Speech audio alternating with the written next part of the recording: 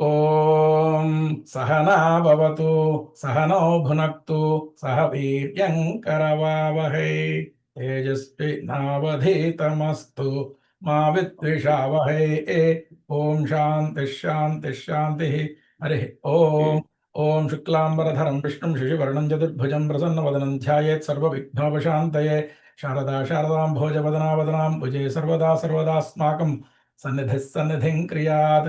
కామాక్షి కరుణారూపం కామకోటి జగద్గురుం చిన్మూర్తికలయే చిత్తే శంకరాచార్యమవ్యయం. సదాశివసమారంభాం శంకరాచార్యమధ్యమాం అస్మదాచార్యపర్యంతాం వందే గురుపరంపరాం. ఓం గురుర్బ్రహ్మ గురుర్విష్ణు గురుర్దేవో మహేశ్వరः గురుः సాక్షాత్ పరం బ్రహ్మ తస్మై శ్రీ గురవే నమః. అస్మద్గురుచరణారవిందాభ్యాం నమః. శ్రీ గురుభ్యో నమః. హరి ఓం. అందరికీ నమస్కారం అండి. వాళ్ళ చక్కగా మన మధ్యలో డాక్టర్ అరవిందరావు గారు వచ్చి ఉన్నారు ఇక్కడ. వారు ఈ మన వైదిక విజ్ఞానంలో ముఖ్యంగా దాని యొక్క మూల విరాట్ మూల పట్టు అయిన భగవద్గీతని మన జీవితాల్లో మనం ఏ విధంగా దాని నుంచి ఆస్వాదించవచ్చు, అట్లానే ఇవాళ మనకున్న పరిస్థితుల్లో దాన్ని మనం ఉద్ధరించుకోవడానికి ఏ విధంగా దానిలోని ఒక్కొక్కటి తీసుకొని మన జీవితాల్లోకి మెల్లగా జీర్ణించుకోవచ్చు.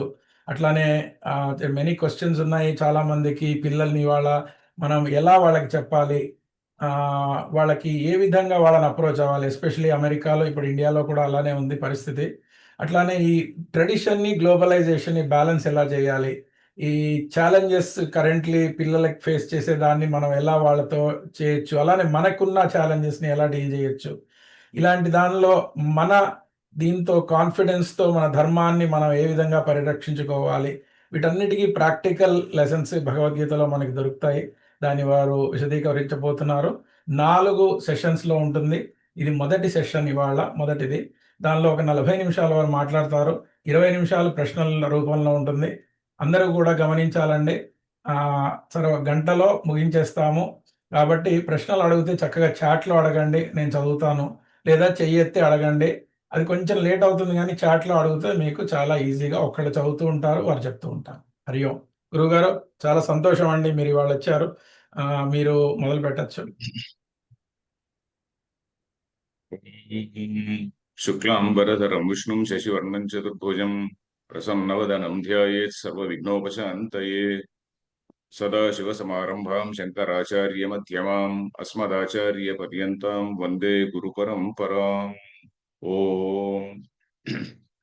భగవద్గీత శ్రోతలందరికీ కూడా ఆహ్వానం. కొంతమంది అమెరికా వాళ్ళు ఉండొచ్చు, కొంతమంది ఇండియా వాళ్ళు కూడా ఉండొచ్చు. అందరికి కూడా ఆహ్వానం.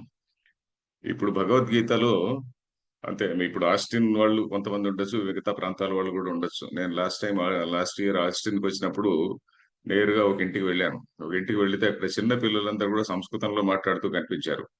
సో అక్కడ సంస్కృత వాతావరణం బాగుందని తెలిసింది ఆస్టిన్లో. సో అలాంటి సంస్కృత వాతావరణంలో ఉన్నటువంటి పేరెంట్స్, మీరు కూడా సంస్కృతజ్ఞులు చాలా మంది ఉండవచ్చు. వేదం కూడా ఇప్పుడు అధ్యయనం చేస్తున్నారు. భగవద్గీత కూడా మీరు చదివి ఉండొచ్చు. అయినా కూడా నేను నా దృష్టికోణం నుంచి కొంచెం చెప్పాలని అనుకుంటున్నా. ఎందుకంటే భగవద్గీతను నేను దాదాపు 10 సంవత్సరాల నుంచి వివిధ రీతుల్లో నేను పాఠం చెప్తున్నా. సో అది విషయం. అద్వైత అకాడమీ అనే వెబ్సైట్ లో పోతే దాదాపు 1000 టాక్స్ పైన ఉంటుంది నావి భగవద్గీత గురించి. సో అది ఒకటి. తర్వాత భగవద్గీతలో కృష్ణుడు ఒక చోట అంటాడు కదా, 4 రకాలైనటువంటి మనుషులు నా దగ్గరికి వస్తారు ఉంటారు. చతుర్విధ భజంతే మాం జనా సుకృతినో అర్జున. వాళ్ళందరూ కూడా పుణ్యాత్ములే. 4 రకాలైనటువంటి వ్యక్తులు. ఎవరు వాళ్ళు అంటే ఆర్తో జిజ్ఞాసు అర్థార్థి జ్ఞానీచ భరతర్షభ అంటాడు. ఆర్తుడు అంటే ఏదో కష్టాల్లో ఉన్నటువంటి వాడు ఏదో కొంచెం ట్రబుల్స్ ఉంటాయి, లేకుంటే ఒక డైలమా ఉండొచ్చు. ఇప్పుడు మనందరం కూడా ఒక విధంగా ఆర్తులే. ఎందుకంటే అరే మన పిల్లలు ఇలా అయిపోతున్నారే, వాళ్ళకి మనం ఎలా చెప్పాలి, వాళ్ళు ఏమీ తెలియకుండా కన్ఫ్యూజ్డ్ గా వాళ్ళు ఏదో ఎక్కడో పెరుగుతున్నారే, వాళ్ళకి ఏ విధంగా చెప్పాలి అనేటువంటి ఒక ఆర్తి మనలో ఉన్నది. కాబట్టి మనం ఆర్తులే. జిజ్ఞాసులు కూడా కొంతమంది ఉన్నారు. ఆర్తో జిజ్ఞాసుకు అంటే దీనిలో ఏం చెప్పారు? ఇప్పుడు ఒక ప్రశ్న వచ్చింది, what does Bhagavad Gita teach regarding importance of self thought as compare to being influenced by others అని. మిగతా వాళ్ళు ఇప్పుడు మన పైన ఎన్నెన్నో ఐడియాలజీలు, కొన్ని నెరేటివ్స్ పట్టుకొని వస్తున్నారు కదా. వాళ్ళ నెరేటివ్స్ మనం ఎదుర్కోవడం ఎలాగా, మనకు ఏం చెప్తుంది భగవద్గీత, ఏం చెప్తుంది, ఇది ఒకటి జిజ్ఞాసుకు. అర్థార్థి. అర్థార్థి అంటే దీనివల్ల ప్రయోజనం ఏంటి? ప్రయోజనం అంటే నాకు పుణ్యం వస్తుందా? ఏమొస్తుంది? భగవద్గీత పారాయణం చేస్తే పుణ్యం వస్తుందా? ఇలాంటి ప్రశ్నలు, శంకలు ఉన్నటువంటి వాళ్ళు ఒకరు. తరువాత జ్ఞానీచ భరతర్షభ. అంటే జ్ఞాని అయినటువంటి వాడు కూడా భగవద్గీతను చదువుతాడు. ఎందుకంటే వాడు ఆ జ్ఞాన నిష్టలో బాగా గట్టిగా ఉండడం కోసం. ఎందుకంటే జ్ఞానము అనేటువంటిది కూడా ఎలా ఉంటుంది? ఆత్మజ్ఞానం ఎంతో మనకు థియరిటికల్‌గా వచ్చినప్పటికి కూడా దాన్ని ప్రతిరోజు, ప్రతి నిమిషము మనం మనకు అనుసంధానం చేసుకుంటూ ఉండాలి. అనుసంధానం అంటే దాన్ని వాకింగ్ ది టాక్ అంటాం కదా మనం ఇంగ్లీష్‌లో. ఆ పద్ధతిలో భగవద్గీతలో శ్రీకృష్ణుడు ఇలా చెప్పాడు. పశ్యన్ శృణ్వన్ స్పృశన్ జిఘ్రన్ ఇంద్రియాణి ఇంద్రియార్థేషు వర్తంతైతి ధారయన్ అనేది చెప్పాడనుకోండి. దాన్ని మనం మనకు రోజు అప్లై చేసుకుంటూ ఉండాలి. అంటే ఇది ఈ దేహేంద్రియ సంఘాతం అనేటువంటిది నా ఇది కాదు, నా అసలు స్వరూపం కాదు. నా అసలు స్వరూపం నేను ఆ నిత్య శుద్ధ బుద్ధముక్తమైనటువంటి బ్రహ్మ స్వరూపము అని దాన్ని అనుసంధానం చేసుకుంటూ ఆ దృష్టికోణం నుంచి ప్రపంచంతో వ్యవహరిస్తుండాలి. సో, అది ఆ జ్ఞాని చేసేటువంటి పనన్నమాట. సో, ఈ విధంగా 4 రకాలైనటువంటి వ్యక్తులు గూడా ఉన్నారు. దీనిలో మనకు శ్రోతల్లో గూడా 4 రకాలైనటువంటి వ్యక్తులుండొచ్చు. ఈరోజు నేను చెప్పబోయేదేంటంటే, భగవద్గీత గురించి మనం మామూలుగా ఓవర్ వ్యూ అంటుంటాం గదా! ఇంగ్లీష్‌లో. టోటల్‌గా ఒక దాన్నేమంటాము? ఒక కంప్లీట్‌గా ఒక పిక్చర్, ఒక షార్ట్ పిక్చర్‌ని మనం ఇవ్వదలుచుకున్నాను. దాని తర్వాత మళ్ళీ యాక్చువల్లీ భగవద్గీతలో ఉన్నటువంటి క్లాసులు దాదాపు 8, 10 క్లాసుల వరకు చెప్పొచ్చు. 3, 4 క్లాసుల్లో మనం టూకీగా ముగించుకోవచ్చు. చూద్దాం అవసరమైతే ఇంకా ఒకటి 2 క్లాసులు పెట్టుకోవచ్చు. సో, ఈరోజు భగవద్గీత గురించి ఓవరాల్‌గా ఏమిటి భగవద్గీత సంగతి అనేది మీకందరికీ తెలిసినా గూడా, తెలిసినప్పటికి గూడా ఇంకా కొన్ని విషయాలు నేను చెప్తున్నా. తెలిసిన విషయాలైనా గూడా క్షమించండి. సో, ఇది మొట్టమొదటేంటంటే ఇప్పుడు మిగతా మతాలకి ఏవైతే వాళ్ళ గ్రంథాలు, మత గ్రంథాలున్నాయో, ఇది మనకు మత గ్రంథము అని అంటున్నాము. దీని తర్వాత ఇది ఉపనిషత్తులన్నింటి యొక్క సారం అంటున్నాము. ఎందుకంటే మనం వేదాలు, ఉపనిషత్తులు వాటినన్నిటిని చదవలేం గదండీ! వాటన్నిటిలో ఉన్నటువంటి విషయాలు ఇందులో ఉన్నాయి. ఎందుకంటే భగవద్గీతలో మనం యాక్చువల్లీ కొన్ని కొన్ని వాక్యాలు చూస్తే, ఆ వాక్యానికి మూలం ఎక్కడో ఏదో ఉపనిషత్తులోనే ఉండుంటుంది. లేకుంటే ఇంకెక్కడో వేదంలో ఉండుంటుంది. సో, ఈ విధంగా నిన్న ఉదాహరణ యజ్ఞార్థాత్ కర్మణోన్యత్ర అనేదో పాఠం చెప్తుంటే లేటెస్ట్ నేను తెలుగులో గూడా చెప్తున్నానండి. ఇంతకుముందు నేను ఇంగ్లీష్‌లో 2 సార్లు చెప్పాను. తర్వాత సంస్కృతంలో ఒకసారి చెప్పాను. ఇప్పుడు ప్రస్తుతం తెలుగులో చెప్తున్నా. అవన్నీ గూడా మనకు నెట్‌లో ఉన్నాయి. సో, యజ్ఞార్థాత్ కర్మణోన్యత్ర అన్నప్పుడు యజ్ఞము అనే పదానికి ఎలాంటి అర్థం ఇవ్వాలి? అంటే మనకు వేదంలో నుంచి తీసుకుంటాడు ఆయన. ఎవరు శంకరాచార్యులు. యజ్ఞో వై విష్ణుః అంటాడు. సో, యజ్ఞం అంటే విష్ణువు. విష్ణువు అంటే ఏమిటి? విష్ణువు అంటే విశ్వం. విష్ణుర్వషట్కారః. విశ్వం అంటే విష్ణువు అంటే విశ్వమే. అది ఏ విధంగా చెప్తున్నాడు? ఆయన సొంతమేం చెప్పడం లే. ఉపనిషత్తులో ఉన్నదే చెప్తున్నాడు. సో, ఆ విధంగా ఈ విశ్వం గురించి, విశ్వమంతా వ్యాపించి ఉన్నటువంటి తత్వం ఈ విష్ణు తత్వమే. దాన్ని నేను మనసులో పెట్టుకొని నేను ప్రపంచంతో వ్యవహరించాలి అనేటువంటిది అక్కడొస్తుంది. అందుకని రిలవెన్స్ ఆఫ్ కర్మయోగ. కర్మయోగం గురించి మనం సెపరేట్‌గా ఒక క్లాస్ చెప్పుకుందాం అది. ఈరోజు కర్మయోగం గురించి నేను చెప్పను. చాలా చాలా 2 మాటల్లో చెప్పి ముగిస్తా. సో, ఈ విధంగా మనకు భగవద్గీత అనేటువంటిది అనేక విషయాలను చెప్తుందండి. ఎందుకంటే ఉపనిషత్తులో ప్రతి వాక్యం గూడా ఉపనిషత్తులో ఎక్కడో ఉంటుంది. దాని మూలం ఉంటుంది. దాని ఛాయే ఇక్కడ చెప్తున్నాడనమాట. దాన్నంతా సమ్మరైజ్ చేసి అంత గొప్పగా వ్యాస మహర్షి మనకి ఇచ్చాడంటే అది చాలా గొప్ప అదృష్టం మనకి. ఎందుకంటే మనం అందరం ఉపనిషత్తులు, వేదాలు, ఉపనిషత్తులు చదవలేం కాబట్టి. తర్వాత ఉపనిషత్తుల్లో ఉన్నటువంటి అప్రోచ్ ఏమిటి అనేది కూడా మనం చూస్తే, రిలిజియన్ అనేటువంటి దానికి, ఫిలాసఫీకి మనకు అప్రోచ్ మనం తెలుసుకుంటే, రిలిజియన్ ఏం చెప్తుంది? ఉదాహరణకి మనం we are familiar with the western religions. ఇప్పుడు ప్రపంచంలో డామినెంట్ రిలిజియన్స్ 2 ఉన్నాయి గదండీ! వాళ్ళేం జెప్తారు? ఇదిగో మా మతంలో ఇదిగో మా పుస్తకం ఇలాగుంది. మా పుస్తకంలో చెప్పినటువంటిదే దేవుడు. ఇది కానటువంటి వాళ్ళందరూ గూడా డెవిల్. డెవిల్ రూపాలు. అదే మా దేవుడు గాకుండా మిగతా మీరేం జెప్పినా గూడా అవన్నీ డెవిల్ రూపాలు. తర్వాత మాది నమ్మి తీరాల్సిందే. మాది నమ్మకుంటే మిమ్మల్నందరిని నరికేస్తాం, పొడి చేస్తాం అని జెప్పని అంటుంటారు. సో, అది రిలిజన్ అనేటువంటిది it is a question of belief. మరి ముఖ్యంగా వాళ్ళు ఏం జెప్పినా దానిలో సారం ఏమిటి అంటే, it is a question of belief. ఒకానొక వ్యక్తి చరిత్రలో ఒకానొక సమయంలో నాకు దేవుడి నుంచి ఇలాంటి ఒక ఆదేశం వచ్చింది. లేకుంటే ఒక కమ్యూనికేషన్ వచ్చింది. దీన్ని మీరందరూ నమ్మి తీరాలి అని చెప్పని అంటాడు. ఆయన అదృష్టవశాత్తు ఎప్పుడో కొంచెం సైన్యం ఏర్పడడం, ఆ సైన్యం మిగతా వాళ్ళందరిని కూడా కాంకర్ చేయడము, లేకుంటే ఇంకేదో మిగతా వాళ్ళని కన్విన్స్ చేయడము, ఇవన్నీ చేసి ఒక చిన్న రాజ్య స్థాపన చేయడము, ఆ రాజ్యం సహాయంతో ఇంకొక రాజ్యాన్ని జయించడము, అక్కడ మతాన్ని వ్యాప్తి చేయడము, ఇట్లా ఈ విధంగా వ్యాప్తి చెందినాయి గానీ, ఆ మతంలో ఉన్నటువంటి బలము వల్ల వ్యాప్తి చెందలేదు. ఎందుకంటే మతం మీద దేర్ ఇస్ నో బలం. ఎందుకంటే అది ఒక ఫిలాసఫీ పైన ఆధారపడింది కాదు. అది కేవలము ఒక బిలీఫ్ సిస్టమ్ పైన ఆధారపడింది. మీరు నమ్మి తీరాలి లేకుంటే కాల్చేస్తామని చెప్పని అన్ని దేశాలను మార్చుకుంటూ వచ్చారనమాట. మనది అలా కాదు. ఉపనిషత్తులో ఉన్నటువంటి అప్రోచ్ అనేటువంటిది ఒక రేషనల్ ఎంక్వైరీ. ఎంక్వైరీ అంటే ఒక విచారం. దీన్ని ఆత్మ విచారం అంటాం. ఆత్మ విచారం అంటే ఏమిటి? నేను ఏమిటి? అనేటువంటి ఒక క్వెస్ట్ అన్నమాట. నేను ఏమిటి అనేటువంటి క్వెస్ట్‌తో వీళ్ళకి ఒక మతాన్ని ఎస్టాబ్లిష్ చేయాలి అనేటువంటి ఒక అజెండా లేకుండా ఒక ఒక రేషనల్ అప్రోచ్‌తో చెప్పినటువంటి విషయాలన్నమాట. వీళ్ళ రేషనల్ అప్రోచ్‌తో అసలు నేను అంటే ఏమిటి? నేను ఏమిటో తెలుసుకోవాలంటే ఫస్ట్ ఆఫ్ ఆల్ నా బాడీ మైండ్ కాంప్లెక్స్ ఏదో ఉన్నది గదా! దీన్ని నేను పరిశీలించుకోవాలి. ఈ బాడీ మైండ్ కాంప్లెక్స్ అనేదే నేనా? లేక ఇది దీనికి మించి దీని వెనకాల ఉన్నటువంటిదేమిటి? నేను మనస్సు అనేటువంటిది ఒక ఇన్‌స్ట్రుమెంట్ ఉన్నది గదా! దీని వెనకాల ఉన్నటువంటి ఆహ్, తత్వం ఏమిటి? ఈ విధంగా ఎంక్వైరీ చేసుకుంటూ వెళ్తాడు. సో, ఇప్పుడు నేను ఒక పదార్థాన్ని బయటున్నటువంటి పదార్థాన్ని నేను ఇన్వెస్టిగేట్ జేయాలంటే, నాకు ఇంద్రియాలున్నాయి, మనస్సున్నది. బయట నా ఎదురుగ్గా ఏదో ఒక వస్తువున్నది. ఈ వస్తువు యొక్క షేప్ ఏమిటి? సైజ్ ఏమిటి? కలర్ ఏమిటి? ఇవన్నీ నేను కావాలంటే చూడొచ్చు. దీని కెమికల్ కంపోజిషన్ కావాలంటే ఒక లాబొరేటరీలో చూడొచ్చు. ఇవన్నీ మనం బాహ్య పదార్థాలని మనం ఎగ్జామిన్ జేయడానికి మనకెంతో మెటీరియల్ ఉన్నది. నా మనస్సు వెనక ఏముంది అని ఎగ్జామిన్ జేయాలంటే ఏం జేయాలి? నేను అంతర్ముఖుడు గావాలి. అంటే ఈ మనస్సు వెనక ఏమున్నది అనేటువంటి దాని గురించి నేను తీవ్రంగా ఆలోచించాలి. ఆ విధంగా వీళ్ళు చాలా రేషనల్‌గా ఆలోచించి, అసలైన తత్వం ఏమిటి? ప్రపంచంలో ఒకే ఒక తత్వం ఏదైతే ఉన్నదో, ఆ ఒక తత్వం ఏమిటి? ముఖ్యం అన్నిటికి కారణమైనటువంటి ఒక తత్వం ఏమిటి? అనే దాని గురించి వీళ్ళు ఆలోచించారు. That is a very, very rational approach which is accepted by the whole world. ఎందుకంటే ప్రపంచానికి అసలు మీరు చాలా మంది అమెరికాలో ఉన్నారు గదా! అమెరికా వాళ్ళకి భగవద్గీత ఎప్పుడు తెలిసింది? Some some time in 1800 are so. ఎందుకంటే సమ్ సమ్ టైమ్ ఇన్ 1780స్ ఆ టైంలో ఎప్పుడో చార్లెస్ విల్కిన్స్ అనేవాడు ఒక బ్రిటిషర్. ఆమె ఇతను భగవద్గీతను ట్రాన్స్‌లేట్ జేస్తే ఇంగ్లీష్‌లోకి ట్రాన్స్‌లేట్ జేస్తే, ఆ తర్వాత ఉపనిషత్తులు ఇవన్నీ గూడా ఇంగ్లీష్‌లోకి ట్రాన్స్‌లేట్ అయితే, అమెరికాలో ఉన్నటువంటి మేధావులు, ఇంకా అలాగే యూరప్‌లో ఉన్నటువంటి మేధావులందరూ గూడా వాళ్ళ వాళ్ళ భాషలో అప్పుడు ఇవన్నీ చదివి చాలా అమెరికా వాళ్ళందరూ గూడా మీకు రాల్ఫ్ వాల్డో ఎమర్సన్ మీరు వినుంటారు. తప్పకుండా వినుంటారు. ఎమర్సన్. ఆ ఎమర్సన్ పుస్తకాలు చదివితే Emerson was a very great admirer of Vedanta. Very great admirer. ఆయన హార్వర్డ్ డివినిటీ స్కూల్‌లో మన ఈస్టర్న్ ఫిలాసఫీ గురించి మాట్లాడితే ఆయన్ని దూరం పెట్టేశారు కొన్నాళ్ళు. దూరం పెట్టేసి మళ్ళీ ఎప్పుడో ఆయన చాలా ఫేమస్ అయిన తర్వాత రప్పించుకున్నారు. సో, ఆ విధంగా ఇట్ ఇన్‌ఫ్లూయెన్స్డ్ అమెరికన్ థాట్. మీరు 'అమెరికన్ వేద' అని ఒక పుస్తకం చదివితే 'అమెరికన్ వేద' ఆ పుస్తకాన్ని ఐ థింక్ లాస్ట్ టైమ్ గూడా మీకు రిఫర్ చేశానో లేదో 'అమెరికన్ వేద' అని ఒక పుస్తకం ఉన్నది. మీరు గూగుల్ సెర్చ్ చేయండి. అది written by a person called Philip Goldberg అని ఒకతను రాసాడు. ఫిలిప్ గోల్డ్‌బర్గ్ అని. సో, అది మీరు దయచేసి మీరందరూ చదవాలి. అమెరికాలో ఉన్నటువంటి హిందువులందరూ కూడా all educated Hindus have to జిజ్ఞాసువులందరూ కూడా చదవాల్సినటువంటి పుస్తకం 'అమెరికన్ వేద' అని.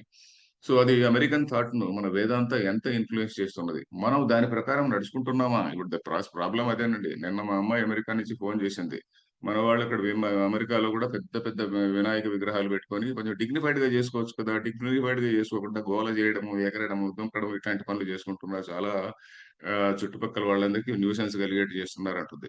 మనం నిజంగా భగవద్గీత చదివినటువంటి వాళ్ళమైతే అయితే మనం ఎంతో డిగ్నిఫైడ్‌గా మనవన్నీ ఎంత గొప్ప ఆచారాలండి. ఆ గొప్ప ఆచారాలను మనం అంతా కూడా చాలా ట్రివియలైజ్ చేస్తున్నామనమాట. So, that is a different thing అనుకోండి. సో, ఉపనిషత్తుల్లో చెప్పిన అప్రోచ్ ఏంటి అంటే ఒక రేషనల్ అప్రోచ్. ఒక శాస్త్రీయమైనటువంటి విచారం చేసి విచారం అంటే థింకింగ్. Thought process. విచారం అంటే సాడ్‌నెస్ కాదు. సో, శాస్త్రీయమైనటువంటి ఒక విచారం ద్వారా నేను అంటే ఏమిటి? ఈ జగత్ అనేదేమిటి? దీని రియాలిటీ ఏమిటి? దాని తర్వాత మనం ఏదైతే పరమాత్మ అంటున్నామో దాని యొక్క తత్వం ఏమిటి? అనేటువంటి దాని గురించి చెప్తుంది. సో, వీటి గురించి నేను 3 సెపరేట్ క్లాసులు చెప్పదలుచుకున్నా. ఎందుకంటే నేను అంటే ఏమిటి అనేది ఒకటి. జగత్ అంటే ఏమిటి అనేది ఒకటి. తర్వాత పరమాత్మ అంటే ఏమిటి అనేది ఒకటి.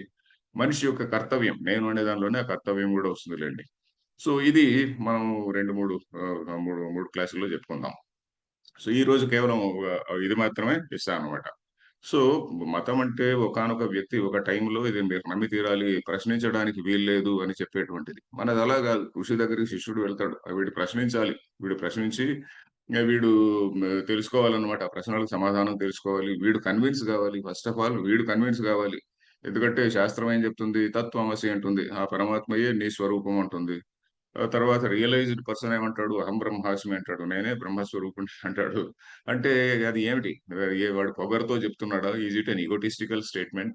అహం బ్రహ్మాస్మి అనేది it is not an egotistical statement. అహం బ్రహ్మాస్మి అంటే, అరే! నేను అని నేనేదైతే అనుకుంటున్నానో, ఆ నేను అనేదే లేదు అని. ఆ నేను అనేది డిజాల్వ్ అయిపోతుంది. నేను అనేది డిజాల్వ్ అయిపోయి అరే! ఉన్నదంతా పరమాత్మయే అని తెలుసుకోవడం అన్నమాట. సో, దీనికి మూలమంతా కూడా ఉపనిషత్తుల్లో ఉన్నటువంటిదే. సో, ఇది ఒక శాస్త్రీయమైనటువంటి థాట్. ఇది మనం మొట్టమొదట తెలుసుకోవాల్సిందేంటంటే, our Hindu religion is based on a philosophical thought. It is not based on belief system అనేటువంటిది తెలుసుకోవాలి. రిలిజియన్ అంటే normally it is a belief system. Whereas ours is a religion which is based on philosophical thought. మరి religion, beliefs లేవా అంటే ఉన్నాయి. అది ఎలాగున్నాయి? అది lower లెవెల్‌లో ఉన్నాయి. హైయర్ లెవెల్‌లో it is philosophical thought. Hinduism talks at 2 levels. అది మనం గుర్తుపెట్టుకోవాలి. మొట్టమొదట ఫిలాసాఫికల్ థాట్ అది హైయర్ లెవెల్‌లో ఆలోచించినటువంటిది. ఆ ఆలోచించిన తర్వాత ఆ ఫిలాసాఫికల్ థాట్ అంతా మామూలు మనిషికి అందరికి చెప్పలేం గదండీ! నువ్వు తత్వమసి అవన్నీ గూడా మామూలు మనిషికి జెప్తే సర్వం కల్వితం బ్రహ్మ అంటే వాడికేమి అర్థం గాదు. అసలు ఎవరంటే వాడికి మనం అందరికి నువ్వు బ్రహ్మ అని చెప్పానంటే, ఓహ్! నేను బ్రహ్మ గదా! నా ఇష్టం వచ్చినట్టు చేస్తా, నా ఇష్టం వచ్చినట్టు పొడుస్తా, చంపేస్తాననే పరిస్థితొస్తుంది. సో, కాబట్టి ఎలాంటి వాడికి జెప్పాలి? ఒక రకమైనటువంటి మెచ్యూరిటీ వచ్చినటువంటి వాడికే జెప్పాలి. ఒక రకమైనటువంటి ఆత్మ నిగ్రహము, ఆత్మ సంయమము ఉన్నటువంటి వాడికే ఇవన్నీ చెప్పాలి. సో, ఇవన్నీ గూడా వస్తాయి మళ్ళీ. Who is eligible for that అని. సో, అట్లాంటి ఇవన్నీ గూడా మనకు మనం తెలుసుకోవాలన్నమాట. సో, హైయర్ లెవెల్‌లో మనకు ఫిలాసఫీ చెప్తుంది. అంటే స్లైట్‌లీ సెకండరీ లెవెల్ మనం రోజు పూజిస్తున్నాం. విష్ణువుని పూజిస్తున్నాం, శివుడిని పూజిస్తున్నాం, ఇంకో గణేష్ పూజ చేసుకుంటున్నాం. ఇవన్నీ గూడా పరమాత్మ యొక్క డిఫరెంట్ రూపాలు అని భావిస్తూ, మనం ఆ పూజలు జేసుకోవాలి. మన గణేష ఉపనిషత్తు తీసుకున్నా గాని, గణేష అథర్వశీర్ష ఉపనిషత్తు ఉంది గదండీ! ఆ ఉపనిషత్తులు తీసుకున్నా, ఏ రూపాన్ని నువ్వు భావించుకున్నా గూడా, నువ్వు ఆ పరమాత్మ స్వరూపంగానే భావించుకొని చేసుకో అని చెప్పని మన వాళ్ళు అన్ని ట్రెడిషన్స్‌ని గూడా అలౌ జేశారు. అందుకనే అన్ని ట్రెడిషన్స్ ఉన్నాయండి. ఈ ప్రశ్నకు కూడా వస్తాను మళ్ళీ. దీనిలోనే ఈ షార్ట్ దీనిలోనే. సో, ఇప్పుడు భగవద్గీత అనేటువంటిది మనకున్నటువంటి అభిప్రాయం ఏంటంటే, ఇదంతా ఏదో రిటైర్డ్ అయిన తర్వాత చదువుకోవాలి. ముసలోళ్ళు ఎవరో చదువుకోవాల్సినటువంటిది అనేటువంటి ఓ అభిప్రాయాన్ని మనం తీసిపడేయాలండి. ఎందుకంటే భగవద్గీత అనేటువంటిది it was told by one soldier to another soldier. ఒక యోధుడు కృష్ణుడు కూడా ఆయన హి వాస్ ఎ ఫైటర్ కదండీ! కృష్ణుడు కూడా సోల్జర్. ఆయన కూడా రాజ్యాన్ని పాలించినటువంటి వాడే. సో, అలాంటి వాడు ఇంకొక యోధుడికి చెప్పినటువంటి వాడు. అందులో ఎక్కడ చెప్పాడు? యుద్ధ భూమిలో చెప్పాడు. యుద్ధ భూమిలో నీ కర్తవ్యం ఏంటి అని చెప్పాడు. సో, మనందరికీ కూడా కర్తవ్యం ఏమిటి? మనమందరం యుద్ధం చేసేది లేదు. యుద్ధం చేసేది ఏమీ లేకపోయినా కూడా మన కర్తవ్యం ఏమిటి? మనందరం కూడా life itself is a battle గదా! మనం ప్రతిరోజు ఎన్నెన్నో విషయాల్ని ఫేస్ చేస్తున్నాం. ఎన్నెన్నో సంఘటనలు చూస్తున్నాం. ఎన్నో విధాలైనటువంటి మనుషులతో మాట్లాడుతున్నాం. వీళ్ళందరితో వ్యవహరించేటప్పుడు ఏ విధంగా వ్యవహరించాలి? ఇవన్నీ కూడా మనకు తెలుస్తుందనమాట. సో, దేవుణ్ణి మనకు 2 స్థాయిల్లో చెప్తుంది. దేవుడు హయ్యర్ లెవెల్‌లో ఏం చెప్తుంది? హయ్యర్ లెవెల్‌లో ఇది కేవలం ఒక శుద్ధ చైతన్య స్వరూపము. ఆ శుద్ధ చైతన్యం అనేటువంటిది ఈ ప్రపంచం రూపంలో ఇది ఆవిష్కరింపబడింది. ప్రపంచ రూపంలో కనిపిస్తున్నది, భాషిస్తున్నది. ఇది మనకు వేదాంతం చెప్తుంది. సత్యం, జ్ఞానం, అనంతం బ్రహ్మ అని చెప్పని ఒక ఉపనిషత్తు చెప్తుంది. అది తైత్తిరీయ ఉపనిషత్తు అని. సత్యం, జ్ఞానం, అనంతం బ్రహ్మ అంటే అర్థం ఏంటంటే బ్రహ్మ అని మనం ఏదైతే అంటున్నామో, ఈ బ్రహ్మ అనే పదానికి కూడా మనం బ్రహ్మ, విష్ణు, మహేశ్వరుల్లో ఉన్న బ్రహ్మ కాదండి. ఎందుకంటే భగవద్గీతను 4 క్లాసుల్లో చెప్పడం ఇంపాసిబుల్. ఎందుకంటే నేను చెప్పిన మాటల్లో ఎన్నెన్నో డౌట్‌లు రావచ్చు మీకు. బ్రహ్మ అంటున్నాడు గదా! బ్రహ్మ సరస్వతి భార్య ఇట్లాంటివన్నీ గూడా రావచ్చు. సరస్వతి భర్త. సరస్వతి భర్త బ్రహ్మ గురించి చెప్పడం లేదు నేను. బ్రహ్మ అంటే మనం ఏదైతే పరమాత్మ అంటున్నామో, ఆ పరమాత్మ గురించి చెప్తున్నా. సో, దాన్నేమో ఏ విధంగా డిఫైన్ చేశారంటే, it is infinitely existing consciousness అని దాన్ని రిఫర్ చేశారు. అంటే ఏమిటి? సత్యం, జ్ఞానం, అనంతం బ్రహ్మ అనే దానికి English translation infinitely existing consciousness. That consciousness which is manifesting as matter అని చెప్పని మనకు చెప్తుందనమాట. ఆ శుద్ధ చైతన్యమే ప్రపంచ రూపంలో భాషిస్తున్నది అనేటువంటిది ఇక్కడ మన సిద్ధాంతం. సో, అలా భాషిస్తున్నప్పుడు నేను మనం అందరం గూడా చైతన్యము వెలుపల లేవు కదా! ఇన్ఫినిటీ అనేది ఒకటి భావించుకోండి. ఆ ఇన్ఫినిటీకి బయట మనం లేము. ఆ ఇన్ఫినిటీలోనే ఉన్నాం మనం. ఇన్ఫినిటీ అంటే మళ్ళీ దీన్ని ఒక బెలూన్‌లాగా మనం భావించుకోకూడదు. ఇన్ఫినిటీ అంటే దానికి బెలూన్‌లాగా గూడా లేదు. బెలూన్ అనే దానికి గూడా ఒక రూపం ఉంటుంది. సో, ఇది అలా గాదు. సో, విశ్వవ్యాప్తంగా ఉన్నటువంటి చైతన్యం.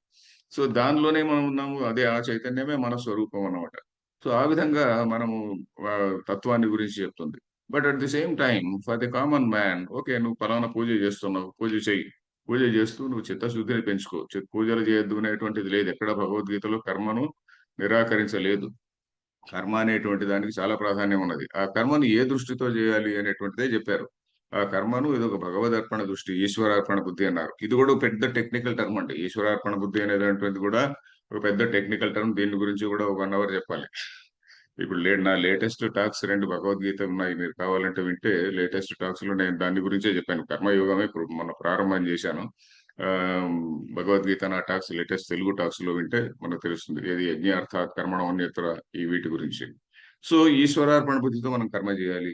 ఇలాంటివన్నీ కూడా మనకు చెప్తుంది అన్నమాట. తర్వాత ఇంకోటి ఏంటంటే, ఇప్పుడు మరి మనకు ఇంకా ప్రశ్న, మన పిల్లలు అడిగేటువంటి ఒక ప్రశ్న ఉన్నది.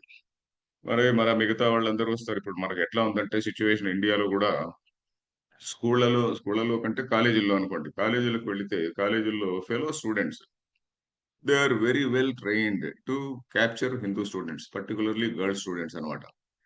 వేరే మతం అమ్మాయిలకి వాళ్ళకి మంచి ట్రైనింగ్ ఇచ్చింటారు.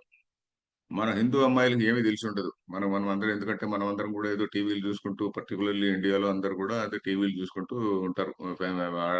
అందరూ ఆడ మగ సాయంత్రం అయితే పగలంతా కూడా. సో ఆ విధంగా ఉన్నప్పుడు చాలా మంది ఏమనుకోకండి. ఆ విధంగా ఉన్నప్పుడు వాళ్ళందరూ, వీళ్ళకి మతం గురించి కానీ, మనకు దేవుడు అంటే ఏం కానీ ఏమీ తెలిసి ఉండదు. ఏదో ఫలానా రోజు ఈ పూజ చేస్తున్నాం, ఇంకో రోజు ఇంకో పూజ చేస్తున్నాం, ఇంకో రోజు ఇంకో పూజ చేస్తున్నాం. భక్తి మాత్రం ఉంటుంది.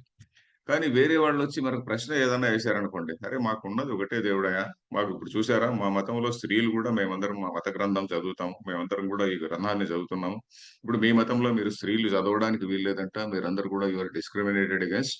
చూడండి మా మతంలో ఇంత బాగున్నది చూడండి. ఒకటే దేవుడు, ఇంత రేషనల్‌గా ఉన్నది. మాది చాలా చాలా సైంటిఫిక్" అంటారు మళ్ళీ. "వాడు చాలా సైంటిఫిక్ మాది. మీది టోటల్లీ అన్‌సైంటిఫిక్" అని ఏదో చెప్పారనుకోండి. వీళ్ళు అప్పుడు దానికి మెల్లిమెల్లిగా, అంతే కాకుండా అమెరికాలో కూడా ఇప్పుడు మా మనవరాలు ఉందండి. మూడో క్లాస్‌లో ఉన్న బ బ 7 ఏళ్ల వయసున్న అమ్మాయి.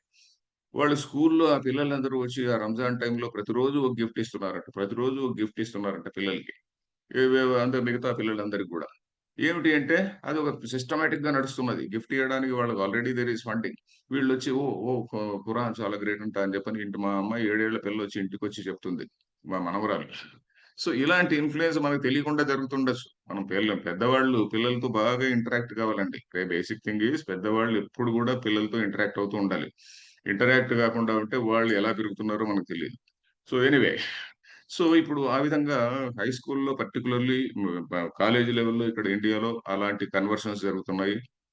అన్ని సిటీస్‌లో జరుగుతున్నది. బెంగుళూరు గావచ్చు, హైదరాబాద్ గావచ్చు, అన్ని సిటీస్‌లో హిందూ గర్ల్స్ ఆర్ టార్గెటెడ్. వీళ్ళందరినీ మామూలుగా మెల్లిమెల్లిగా వాళ్ళ ఇండ్లకి తీసుకుపోవడము, మెల్లిగా వాళ్ళ బాయ్స్‌కి అబ్బాయిలకి పరిచయం చేయడము, క్లబ్బుల్లోకి తీసుకోవడం, వాళ్ళ ప్రేయర్స్‌కి తీసుకుపోవడం, ఈ విధంగా జరుగుతున్నది. సో దీనికి సమాధానం ఏంటి? మనం అంత వెర్రివాళ్ళా? మనం ఇంత మన వెర్రివాళ్ళా? లేక ఏమిటి? ఎందుకంటే మనకున్నటువంటి హయ్యర్ లెవెల్‌లో చెప్పినటువంటిది ఒకే తత్వము. దానిలో యూ హావ్ అలౌడ్ ఎవ్రీథింగ్. ఇవన్నీ ఇంతమంది దేవుళ్ళు ఎందుకున్నార్రా అంటే, మనం వాళ్ళందరిని డెస్ట్రాయ్ జేయలే. వాళ్ళకి ఒకే దేవుడు ఎందుకున్నాడంటే, వాళ్ళకున్నటువంటి అన్ని ట్రెడిషన్స్‌ను డెస్ట్రాయ్ జేశారు. Read the history of Europe. It is totally, దాని నిండా బ్లడ్ షెడ్డే ఉన్నది. యూరప్ కావచ్చు, సౌత్ అమెరికా, అమెరికన్ ఇవి గావచ్చు. Millions and millions of people were killed. వాళ్ళ రిలిజియన్స్ డెస్ట్రాయ్ చేయబడ్డాయి. డెస్ట్రాయ్ చేసిన తర్వాత వీళ్ళు ఒక ఫెయిత్‌ని ఎస్టాబ్లిష్ చేశారు. ఒక బిలీఫ్ సిస్టమ్. మన దగ్గర ఎవరిని డెస్ట్రాయ్ చేయలే.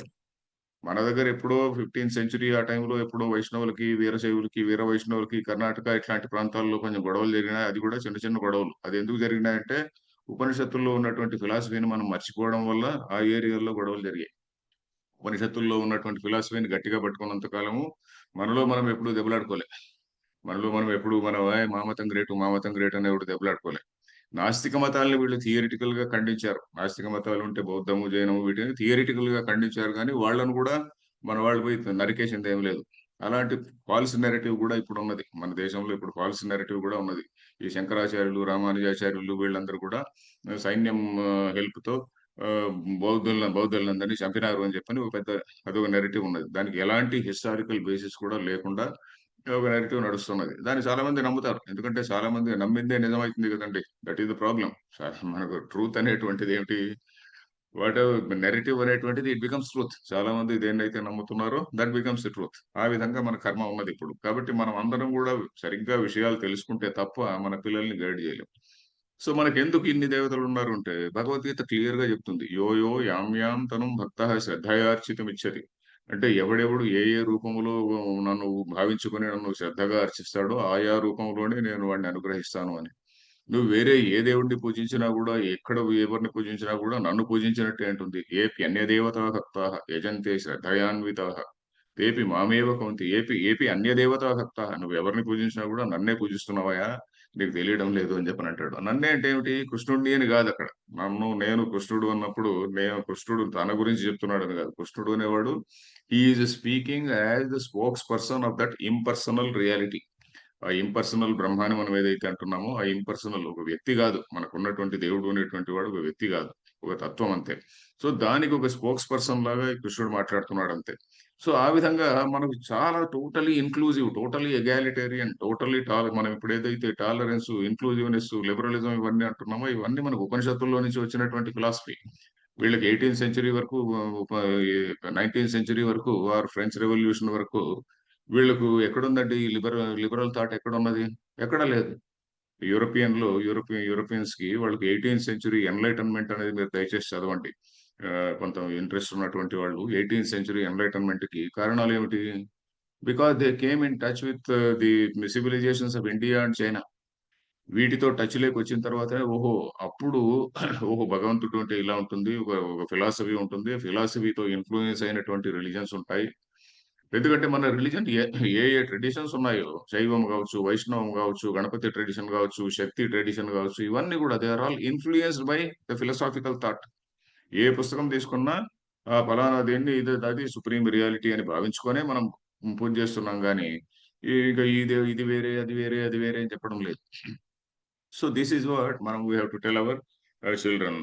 ఎందుకు అలాగే మనకు ఈ ఇలాంటి ఫిలాసఫీ ఉంది కదా! ఈ ఫిలాసఫీ యొక్క వెలుగులో, ఈ ఫిలాసఫీ యొక్క గైడెన్స్ కింద, ఆ గైడెన్స్ కింద మన సోషల్ వాల్యూస్, ఎథికల్ వాల్యూస్ ఇవన్నీ కూడా డివైడ్ అయితాయి.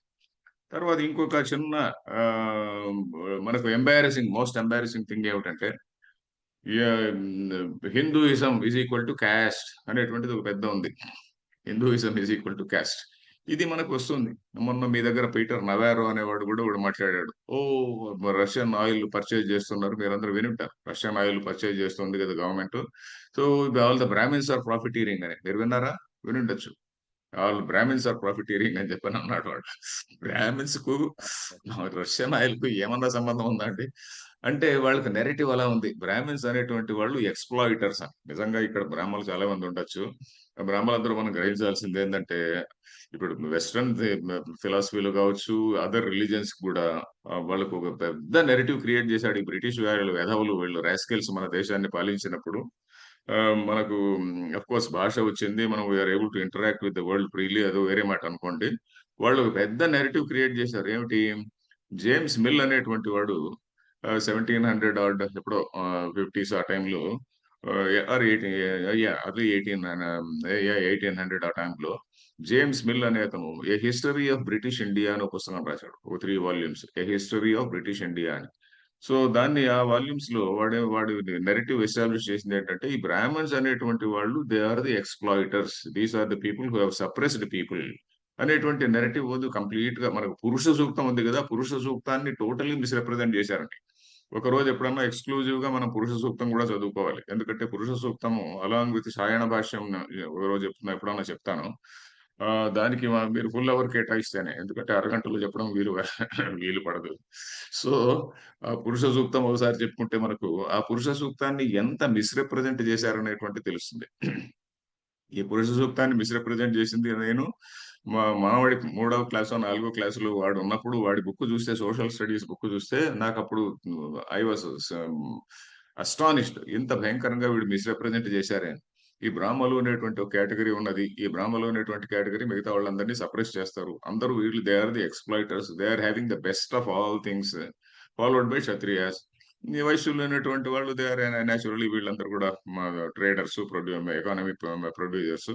తర్వాత ఈ శూద్ర అనేటువంటి క్లాస్ ఏదైతే ఉన్నదో, ఈ శూద్రులు అనేటువంటి వాళ్ళందరూ టోటల్లీ సప్రెస్డ్ పీపుల్ అన్నట్టుగా కంప్లీట్‌లీ వాళ్ళందరూ కూడా they are all exploited, suppressed అన్నట్టుగా వాడు పెద్ద నెరేటివ్ క్రియేట్ చేశాడు. ఎవడు? ఆ జేమ్స్ మిల్ అనేటువంటి వాడు. ఆ నెరేటివ్ ఇప్పటికి గూడా నడుస్తున్నది. ఇప్పటికి గూడా హై స్కూళ్ళలో నడుస్తున్నది. అమెరికన్ హై స్కూల్స్‌లో అదే నెరేటివ్ నడుస్తున్నది. దాన్ని మనం ఎవరు ఎప్పుడు ఛాలెంజ్ చేయలేదు. ఆఫ్‌కోర్స్ మన స్వామీజీస్ చాలా మంది పోయి అక్కడ they are popularising Indian philosophy, వేదాంతం ఏంటి అని చెప్పని, ఉదాహరణకు చాలా మంది రామకృష్ణ మిషన్ స్వామీస్, చిన్మయ మిషన్ స్వామీస్, ఇట్లా వాళ్ళు చాలా మంది అక్కడ చాలా మందిని ఎడ్యుకేట్ చేస్తున్నారనుకోండి. Many people are getting educated. But still చాలా ఇట్లాంటి రాంగ్ ఒపీనియన్స్ ఉన్నాయి. హై స్కూల్ లెవెల్‌లో వాళ్ళ కాడ, స్కూల్ లెవెల్‌లో వాళ్ళ లెవెల్‌కి పర్క్యులేట్ కాలేదన్నమాట. సో, ఇది మన పిల్లలకు ఇన్‌ఫ్లూయెన్స్ ఎలా ఉంటుంది? ఇండియాలో గావచ్చు, అమెరికాలో గావచ్చు, వేరే దేశాల్లో గావచ్చు, మనం సరిగ్గా ఈ వర్ణ అనే దాని గురించి చెప్పకపోతే మన వాళ్ళు చాలా చాలా ఆహ్, రాంగ్ ఒపీనియన్‌లో ఉంటారు. ఎందుకంటే భగవద్గీతలోనే కాదు చెప్పింది ఈ వర్ణము అనే దాని గురించి. అక్కడ వర్ణం అనేది ముందు నుంచే ఉన్నది. అది వేదకాలం నుంచి ఉన్నదని మనకు దీనిలో తెలుస్తుంది. దేనిలో మన పురుష సూక్తంలో. ఏది సహస్ర శీర్ష పురుషః మీ అందరూ వేదం చదువుకుంటున్నారు కాబట్టి మీకు తెలిసే ఉంటుంది. సహస్ర శీర్ష పురుషః అంటే కేవలం 1000 తలలు అని కాదు. అనంతమైనటువంటి అని.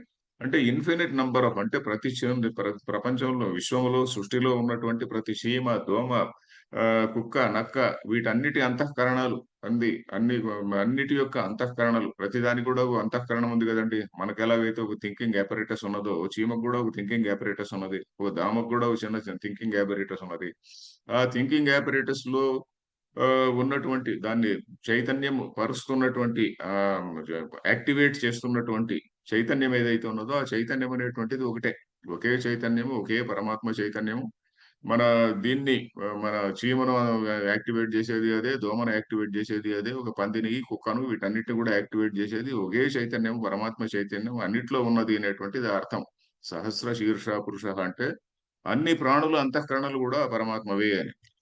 అంత లిబరల్ ఎగాలిటేరియన్ ఉన్నది. అందుకనే మనకు విశ్వరూపం చూసుకుంటే భగవద్గీతలో చెప్పినటువంటి విశ్వరూపం కావచ్చు, మిగతా విశ్వరూపం తీసుకుంటే ఏమిటి? విశ్వరూపం అంటే ఏమిటి? పరమాత్మ విశ్వరూపంలో ఉన్నాడు అన్నట్టు ఇంకేం లేదు. పరమాత్మయే విశ్వరూపము, విశ్వం రూపంలో ఉన్నాడు అనేటువంటిది అక్కడ తత్వం. సో, ఈ దాన్ని అన్ని ప్రాణుల అంతఃకరణలు, అన్ని ప్రాణుల యొక్క ఇంద్రియములు, ఆ ఇంద్రియాలన్నీ గూడా ఆ పరమాత్మకు సంబంధించినటువంటి ఇంద్రియాలే అని దాని యొక్క అర్థం. అది మనం ఒకసారి చదివితే ఒక రోజు ఎప్పుడన్నా చెప్పుకుందాం. సో, దానిలో ఫిలాసఫీ ఇదే అన్నమాట. సో, అక్కడేమిటి ఒకటొస్తుంది ఒక వాక్యము. ఇంత ఒక విశ్వాన్నంతటిని గూడా ఒక వ్యక్తి కింద మనం భావించుకుంటే, భావన జేసి ఉపాసన కోసం అది. ఆ ఉపాసన ఎందుకు జేస్తున్నాము? విశ్వం అంతా గూడా ఒకే ఒక ఆర్గానిక్ ఎంటిటీ, ఒక ఆర్గానిక్ బీయింగ్ అనేటువంటిది. మనకు చేతికో, కాలుకో దెబ్బ తగిలితే కాలులో లేక గోరులో దెబ్బ తగిలితే మనం ఆ దెబ్బ శరీరం అంతా మనం ఫీల్ అవుతున్నదా? లేదా మన మనస్సులో ఫీల్ అవుతున్నామా? లేదా? సో, ఈ విశ్వం అంతా గూడా ఒక ఆర్గానిక్ ఎంటిటీ. దీన్ని మొత్తాన్ని రక్షించుకునేటువంటి బాధ్యత అందరిపైన ఉన్నది అనేటువంటిది అక్కడ తత్వం. సో, దీనిలో ఇప్పుడు ముఖం ఏమిటి, షోల్డర్స్ ఏమిటి, తొడ ఏమిటి, అది ఇది అని వాళ్ళు భావన చేసుకున్నారు. కతిధావ్య కల్పయన్ అంటాం. కతిధావ్య కల్పయన్ అంటే ఏ విధంగా వాళ్ళు ఎన్ని విధాలుగా వాళ్ళు కల్పన చేశారు అని.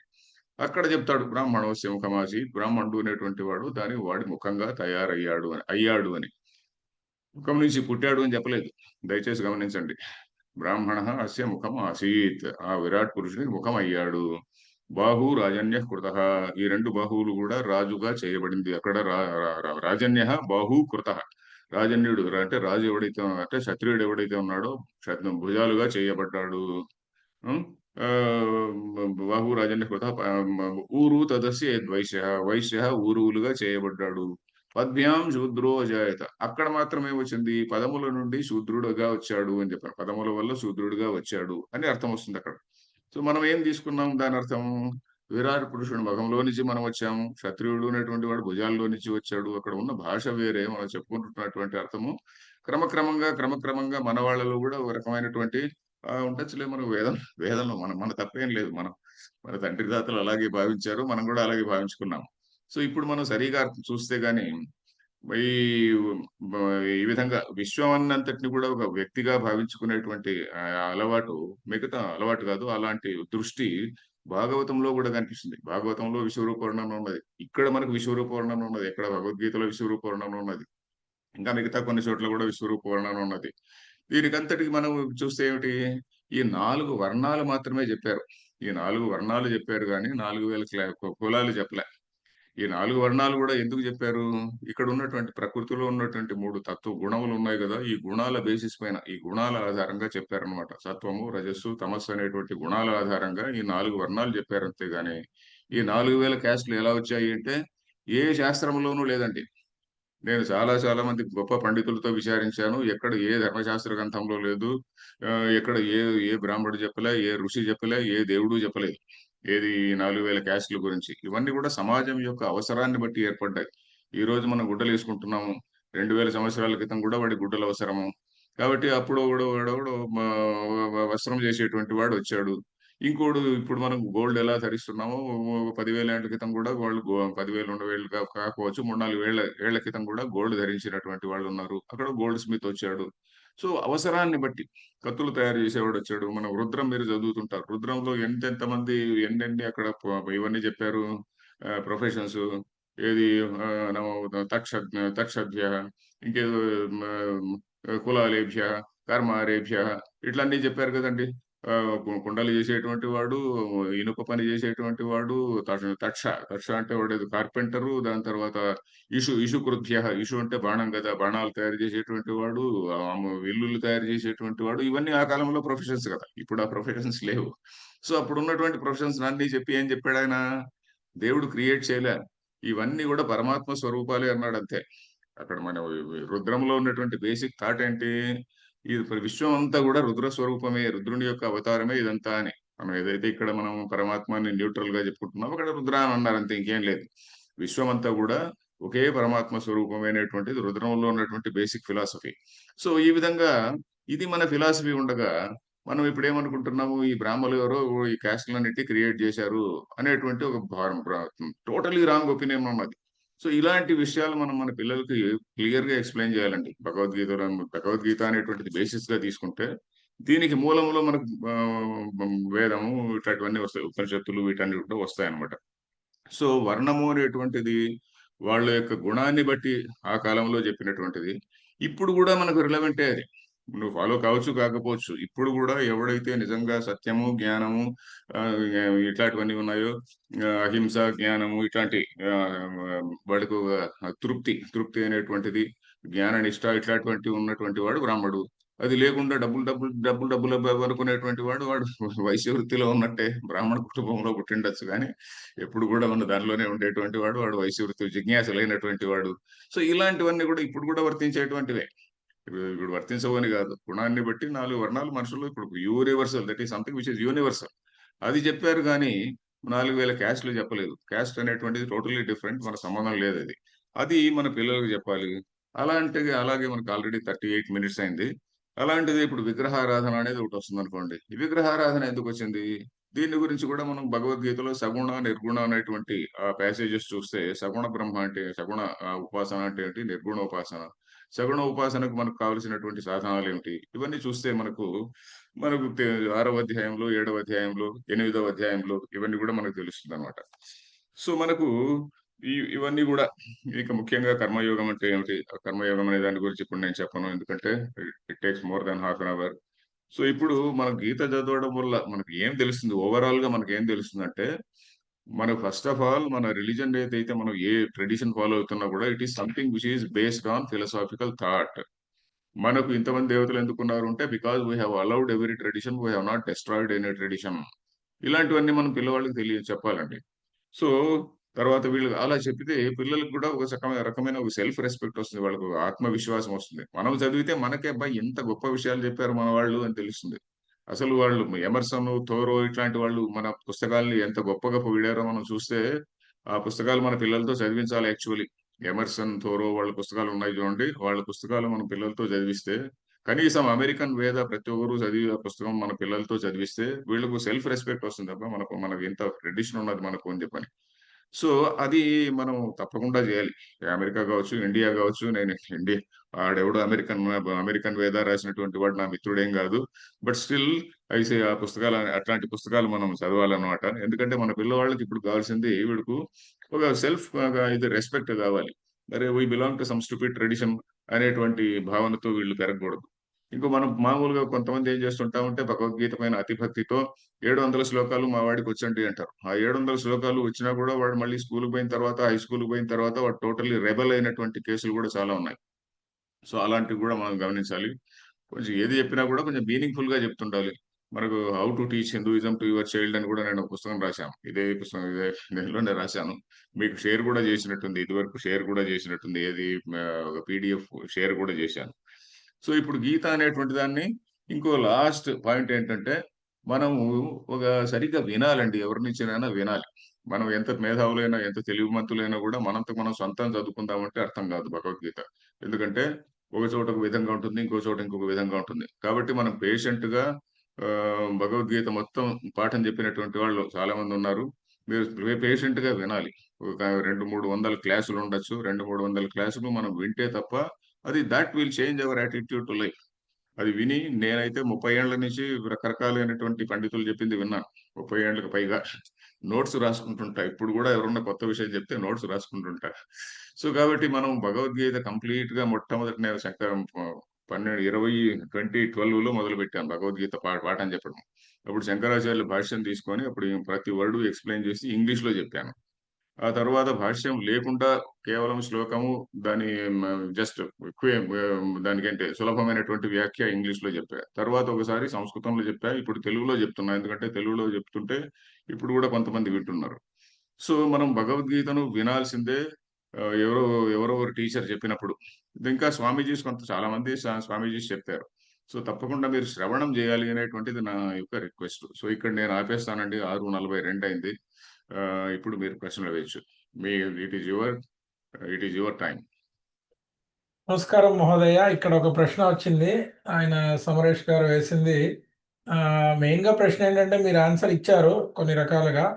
ఈ పిల్లలకి హోమ్ స్కూలింగా, సప్లిమెంటరీ ఎడ్యుకేషన్ లేదా foundation for home schooling or supplementary education that fosters genuine character development and a value-based upbringing rooted in dharma. Where do we start? Okay, how do we go about in a structured and authentic way to know about the correct interpretations so that all this foundation is laid? Because the parents are really currently not do not have the clarity. So where do we start? మీరు కొన్ని ఆన్సర్లు ఇచ్చారు. How to teach Hinduism to your child అని మీరు రాసిన పుస్తకం గురించి. అట్లానే రెండో చాలా బాగా చెప్పారు. తెల్లవాళ్ళు ఎమర్సన్ రాసిందిను గోల్డ్ ఆయన ఇందాక మీరు చెప్పింది నేను ఇక్కడ పెట్టాను. ఫిలిప్ గోల్డ్బర్గ్ రాసింది ఇట్లాంటివి. అట్లానే డేవిడ్ ఫ్రాలీ వీళ్ళంతా రాసింది ఏంటంటే తెల్లవాళ్లే రాశారా అబ్బాయి ఇక్కడ అమెరికాలో ఉన్నారు. So you read your own in your own language who you get confidence from. It doesn't matter who you get that confidence from, but you need to get the confidence first to say, oh, actually నా దానిలో చాలా stuff ఉంది అనేది మీరు చెప్పారు. ఇంకా ఏమన్నా ఉన్నాయా దీనిలో యాడ్ చేయాల్సిన? నా దృష్టిలో నేను గమనించింది ఏంటంటే మొట్టమొదట పేరెంట్స్ ను ఎడ్యుకేట్ చేయాలండి. యంగ్ పేరెంట్స్ అంటే ఈ 30 ఇయర్స్ 30 ఇయర్స్ 40 ఇయర్స్ ఆ ఏజ్ గ్రూప్ లో ఉన్నటువంటి పేరెంట్స్ ను మనం ఎడ్యుకేట్ చేయాలి. ఎందుకంటే వాళ్ళకి చాలా మందికి తెలియదు. వాళ్ళు బ్రాహ్మిన్స్ కావచ్చు, నాన్ బ్రాహ్మిన్స్ కావచ్చు, ఎవరైనా కావచ్చు. పేరెంట్స్ అందరినీ కూడా మనం బేసికలీ దీనిలో హోమ్ స్కూలింగ్ అని మీరు అంటున్నారు కదా! హోమ్ స్కూలింగ్ గురించి నేను ఎప్పుడు ఆలోచించలేదు. ఒకవేళ నేను హోమ్ స్కూలింగ్ చేయదలుచుకుంటే మనకు మామూలుగా చిన్నప్పటి నుంచి మనకు హోమ్ స్కూలింగ్ నడుస్తూనే ఉందండి. మన తాతగారు వాళ్ళు వీళ్ళు ఇంట్లో కూర్చొని ఏదో ఒకటి చెప్తూ వచ్చినారు. మన వాళ్ళు నా తాతగారు, అమ్మమ్మ గారు, నానమ్మ గారు ఇట్లా వాళ్ళందరూ కూడా "ఒరేయ్! నువ్వు ఇది ఏదో పలానా అన్నపూర్ణాష్టకం చెప్పురా. ఒరేయ్! నువ్వు లింగాష్టకం చెప్పు" అని చెప్పని మా అమ్మగారు, మా వాళ్ళందరూ కూడా ఈ అష్టకాలు అవి ఇవి ఇంకేదో మా ఇంటి దేవుడు నరసింహస్వామి, నరసింహ స్తోత్రము ఇవన్నీ కూడా మాకు చిన్నప్పుడు నేర్పించారు. ఇది హోమ్ స్కూలింగ్ అన్నమాట. సో, అంటే మా వాళ్ళకి ఫిలాసఫీ తెలీదు. ఇప్పుడు మనం ఏం జేయాలంటే, ఇప్పుడు అది గూడా జెప్పాల్సొస్తుంది. ఇప్పుడు భగవద్గీత గూడా జెప్పాల్సొస్తుంది. మా వాళ్ళు మాకు చిన్నప్పుడు భగవద్గీత చెప్పలేదు. ఎందుకంటే పాపం వాళ్ళకి దాని ఇంపార్టెన్సు అప్పుడు దాని ఇంత మనం ఇప్పుడు సివిలైజేషనల్ వార్‌లోకి అప్పుడు ఇంకా రాలేదు. అంటే మనకు తెలీదు. సివిలైజేషనల్ వార్ నడుస్తున్నది గానీ, మనకు తెలియకుండా పైకి పెరిగాము. ఇప్పుడు ఆ సివిలైజేషనల్ వార్ అనేది స్కూళ్ళలోకి గూడా వచ్చిద్ది గాబట్టి, ఇప్పుడు మన పిల్లలకి చెప్పాల్సిన అవసరం గ్యారంటీ వచ్చింది గాబట్టి, అంతేగాకుండా మూడో క్లాసు, నాలుగో క్లాసు సోషల్ బుక్కులు తీసుకున్నా గూడా ఇలాంటి నెరేటివ్ రాసుంటారు. ఏది బ్రాహ్మిన్స్ అనేటువంటి వాళ్ళు వీళ్ళందరూ గూడా అప్రెసర్స్ అనేటువంటిది మూడో క్లాస్ పుస్తకంలో గూడా ఉందండి. సో, నేను యాక్చువల్లీ నా సెల్ ఫోన్‌లో గూడా ఉంది. దాని కాపీస్ గూడా నేను పెట్టుకున్నా. ఎందుకంటే అప్పుడప్పుడు చూపిస్తుంటారు. అమెరికన్ బుక్స్‌లో ఇలా రాస్తుంటారు అని. సో, అది మనం పేరెంట్స్‌ని ఎడ్యుకేట్ జేయాలి అనేటువంటిది నా ముఖ్యమైనటువంటి పని. అలాంటి పేరెంట్స్ గూడా మనం మీ గ్రూప్‌లో ఎవరన్నా వస్తే గాని వాళ్ళకు ఇదిగో ఇట్లాంటి టాక్స్ ఇప్పుడు this is an ideal time గదా! ఆ పిల్లలకి గూడా మనం చెప్పాలనుకుంటే చెప్పొచ్చు. పిల్లలకు ఎక్స్‌క్లూజివ్‌లీ పిల్లల కోసం మీరేదన్నా ఆర్గనైజ్ చేస్తే ఐ డోంట్ మైండ్ టెల్లింగ్. ఎక్స్‌క్లూజివ్‌గా పిల్లలకే మాట్లాడడం. నేను మొట్టమొదట ఒక 10 ఏళ్ల క్రితం అమెరికా వచ్చినప్పుడు నా మీటింగ్ అంతా నా సెషన్స్ పిల్లలతోనే నడిచింది. కొంతమంది 18 ఏళ్ళు, 10 ఏళ్ళు, 12 ఏళ్ళు, 15 ఏళ్ల ఏజ్ గ్రూప్‌లో ఉన్నటువంటి పిల్లలు. మరీ చిన్న పిల్లలు గాదు. 10 ఇయర్స్ 10-15 ఆ ఏజ్ గ్రూప్‌లో ఉన్నటువంటి పిల్లలు. ఎందుకంటే వాళ్ళకి అన్నీ అర్థమవుతుంది అమెరికాలో. అలాంటి వాళ్ళకి మనం చెప్పొచ్చండి. చాలా సంతోషం మహోదయ. ఇంకెవరైనా ప్రశ్నలు ఉన్నాయా అండి? ప్రశ్నలు చాట్లో టైప్ చేస్తే, లేకపోతే మా పైకి unmute చేసి. ఇప్పుడు కృష్ణప్రసాద్ గారు ప్రశ్న వేశారండి. ఆ, అదే సెల్ఫ్ థాట్ అనే దాని గురించి. సెల్ఫ్ అది థాట్ అంటే మనం ఇప్పుడు దాన్ని ఇంగ్లీష్ మన తెలుగులో చెప్పాలంటే ఆత్మ విచారము అనాల. అంటే నేనంటే ఎవరు అనేటువంటిది. ఇది కొంచెం ఫిలసాఫికల్ క్వశ్చన్ కాబట్టి దీనికి ఫిలసాఫికల్ ఆన్సర్ ఇవ్వాలంటే మనం ఉపనిషత్తుల్లోకి పోవాలి. ఇప్పుడు భగవద్గీత సెల్ఫ్ ఎంక్వైరీ చేయాలి అని అంటే ఆ, ఒక ఆమ్, ఉపనిషత్తులు చదవడం అనేటువంటిది ఒక మార్గం. చదవడంతో మాత్రమే మనకు తెలియదు. మనకు సైమల్టేనియస్ గా మనకు చిత్తశుద్ధిని కూడా పెంచుకోవాలి అంటుంది. ఎందుకంటే మనకు నువ్వే తత్వమసి అంటుంది అనుకోండి, యు ఆర్ దట్ అంటుంది అనుకోండి. యు ఆర్ దట్ అంటే నేను అహం బ్రహ్మ అని తెలుసుకోవడానికి మనం ఏం చేయాలి? థియరీ చదవచ్చు. థియరీ చదివిన తర్వాత ఓహో ఏదో ఏదో చెప్తుందయ్యా అహం బ్రహ్మ అని అంటుంది అని. కానీ at the same time you have to feel it. నువ్వు ఫీల్ కావాలంటే ఏం చేయాలి? మనం కంప్లీట్ గా మనకి ఎన్నెన్నో మనకు ఉన్నటువంటి కామ క్రోధ లోభ మోహాలు రాగద్వేషాలు అంటాం కదా, వీటన్నిటిని కూడా వాటికి అన్నిటికీ ట్రాన్సెండ్ కావాలి. తర్వాత మన స్వధర్మం ఏదైతే ఉన్నదో స్వధర్మాన్ని సరిగా ఆచరించాలి. స్వధర్మాచరణ ద్వారా చిత్తశుద్ధి అన్నాడు. But at the same time మనకు ఆత్మ సంయమం అంటే ఇప్పుడు ఈ రాగద్వేషాలను నివారించుకోవడము ఇవన్నీ. తర్వాత ఫోకసింగ్, ధ్యాన యోగం అని చెప్పిన మనకు 6వ అధ్యాయం ఉంది కదా, ఆ ధ్యాన యోగం మనం చేయాలి. అలాగే ఒక సగుణ భక్తి అనేటువంటిది కూడా చేయాలి. ఇవన్నీ కూడా మార్గంలో మెల్లిగా పోతుంటే అప్పుడు అరే ఉన్నది ఒకే తత్వం కదా అనేటువంటి భావన మనం ఫీల్ కావాలి. మనం unless we feel we can't, ఏదో థియరిటికల్ గా మాట్లాడొచ్చు కానీ మనం దాన్ని కొంతవరకు నేను ఫీల్ అవుతుండాలి. అందుకనే మన సంధ్యావందనం ఇట్లాంటివన్నీ పెట్టింది అందుకనేనండి. సంధ్యావందనం అంతా కూడా దిస్ ఇస్ బేసికలీ బ్రహ్మకర్మ సమారభే అంటున్నాం అందులో. అదేంటి బ్రహ్మకర్మ అంటే ఏంటి? బ్రహ్మను నేను అనుభవించడం కోసం ఇది ఒక కర్మ.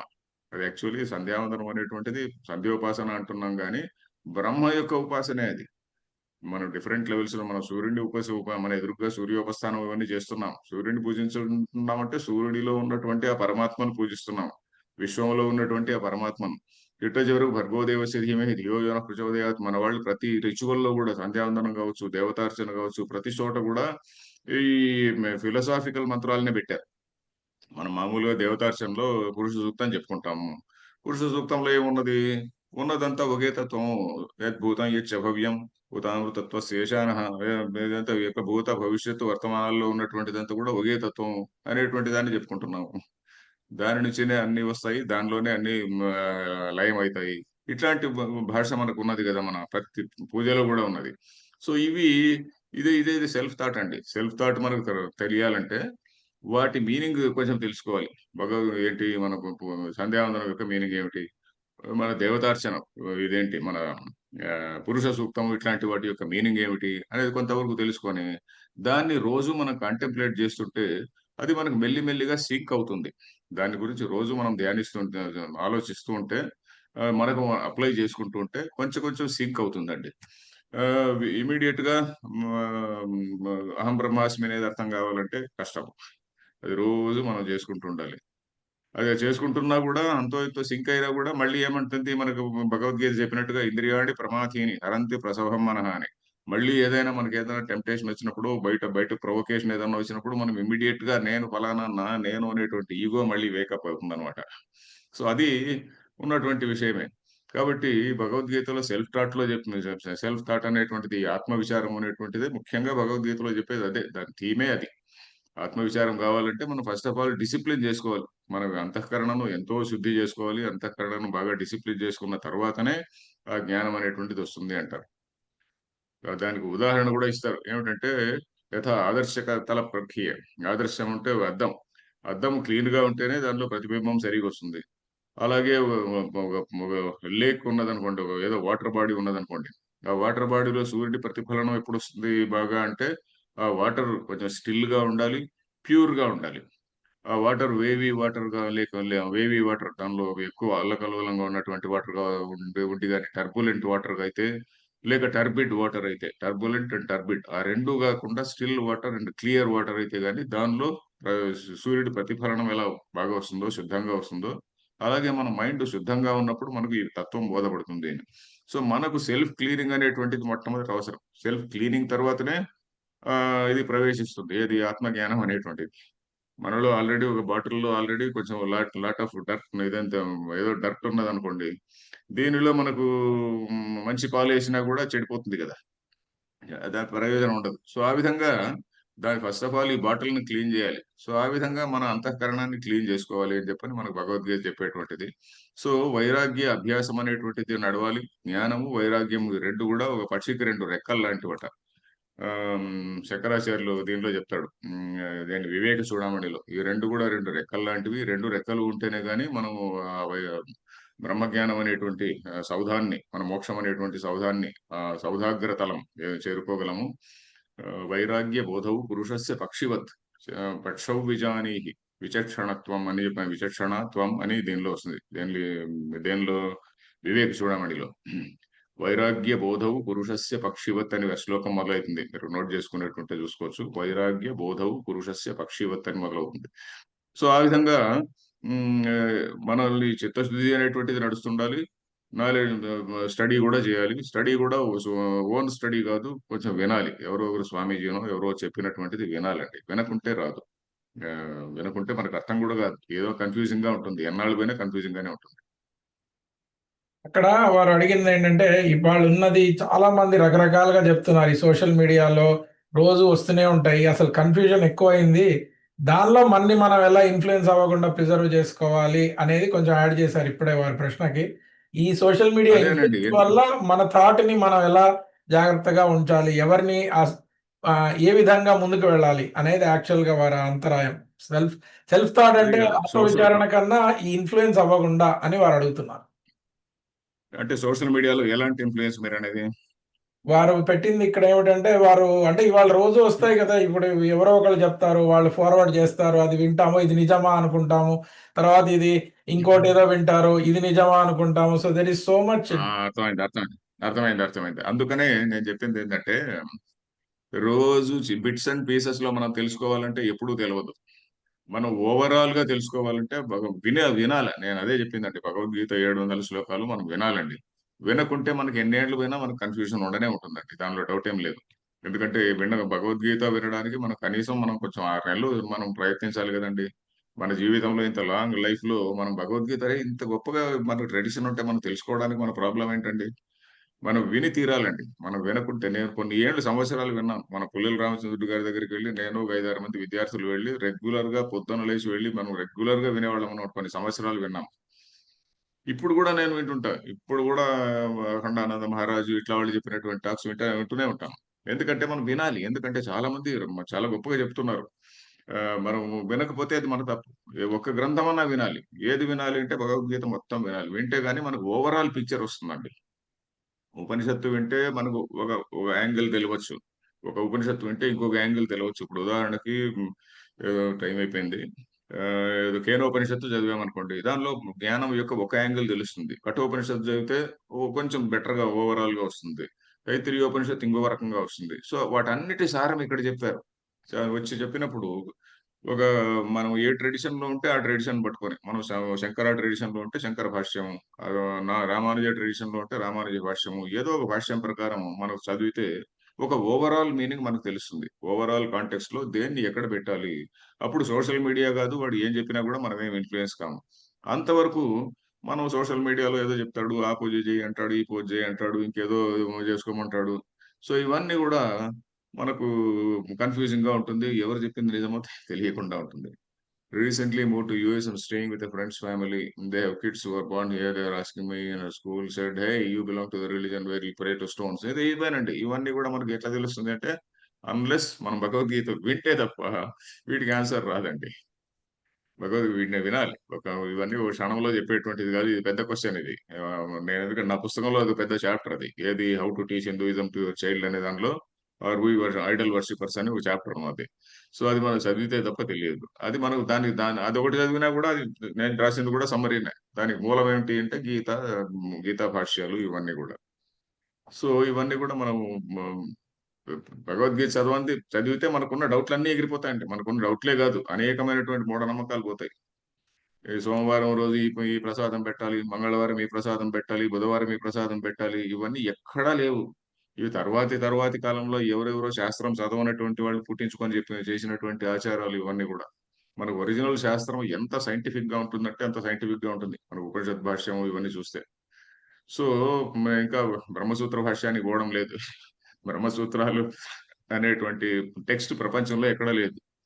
ఎందుకంటే అసలు పరమాత్మ అంటే ఏమిటి అనేదాన్ని చాలా శాస్త్రీయంగా ఆలోచించి వాళ్ళు డిబేట్ చేస్తారనమాట. బ్రహ్మసూత్రాలు అంటే ఏంటి? బ్రహ్మను డిఫైన్ చేసేటువంటివి, బ్రహ్మ యొక్క తత్వం ఏమిటి అనేటువంటిది.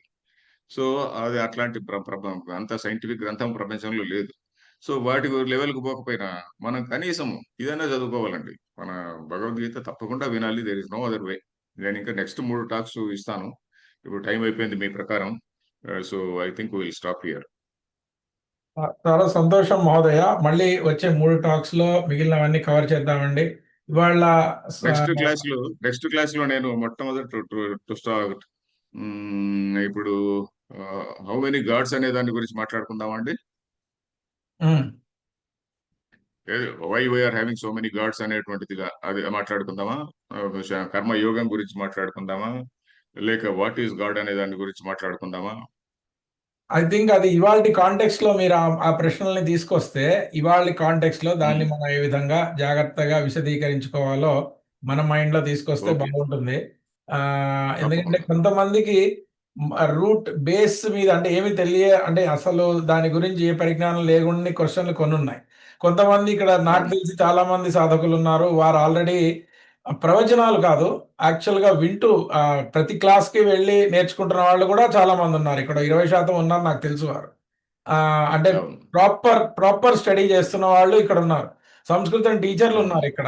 సంస్కృత భారతిలో ఉమ్. 3 ఏళ్ళు చదివిన వాళ్ళు ఉన్నారు. పాఠాలు చెప్తున్న వాళ్ళు అవును. ఉన్నారు. అవును. So we have a wide range of audience actual గా, వేరే అసలు ఏమీ తెలియని వాళ్ళ నుంచి బాగా చదువుకున్న వాళ్ళ దాకా ఉన్నారు. కరెక్ట్. కాబట్టి మీరు కరెక్ట్. దాన్ని కొంచెం మధ్య రకంగా, కొంచెం అట్లీస్ట్ మధ్య రకంగా మీరు ఎట్లాగైనా ఆడియన్స్కి తీసుకువెళ్తే, మోర్ ఇంపార్టెంట్లీ ప్రశ్నలు ఏంటంటే పిల్లలకి మనం మనం ఎట్లా తెలుసుకోవాలి. మీరు చాలా మంచి విషయాలు కొన్ని చెప్పారు. అక్కడ మొదలుపెట్టి తర్వాత పిల్లలతో ఎట్లా, మీరు ఒక పుస్తకమే రాశారు దాని గురించి. కాబట్టి ఐ థింక్ మోస్ట్ థీమ్స్ ఆ పిల్లల గురించి, ఇన్ఫ్లుయెన్స్ గురించి, సోషల్ మీడియా గురించి, today's cultural civilizational war narratives that are being set, దీన్ని ఎలా ఫైట్ చేయాలి గురించి ఎక్కువగా కనిపిస్తున్నాయి. దాన్ మోర్ లైక్ ఆత్మ విచారణ స్టడీ ఇయర్ నాకు అర్థమవుతున్నారు.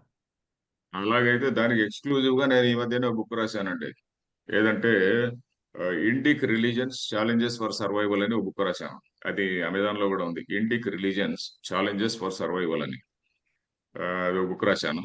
అది చదివితే దాంట్లో ఇవన్నీ వస్తాయి. Why we have to preserve Hinduism అనేది ఒక చాప్టర్ ఉంది. All religions are not equal అని ఒక చాప్టర్ ఉంది, పెద్ద చాప్టర్ అది. All religions are not equal. Indic religions challenges for survival అని.